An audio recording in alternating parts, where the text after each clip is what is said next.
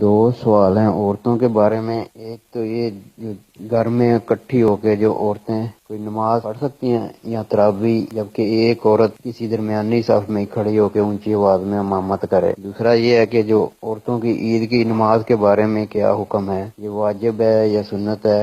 کیا یہ گھر میں پڑھ سکتی ہیں یا مسجد میں بھی پڑھنا جائز ہے؟ دیکھیں، کوئی بھی نماز ہو، عورتوں پہ اگرچہ جو تراویح ہے جو جیسے مردوں کے لیے سنت موقدہ ہے، عورتوں کے لیے بھی سنت موقدہ ہے، مگر عورتوں کی جماعت جو ہے یہ مطلقاً مکروہ تحریمی ہے. اب عورت چاہے بیچ میں کھڑی ہوتی ہے، چاہے وہ آگے کھڑی ہو جاتی ہے، چاہے کوئی بھی صورت اختیار کرتے ہیں تو یہ اس میں مکروہ تحریمی والی صورت پائی جاتی ہے. لہٰذا عورتیں جماعت نہیں کروا سکتی، علیحدہ علیحدہ اپنی نماز کی ادائیگی کریں.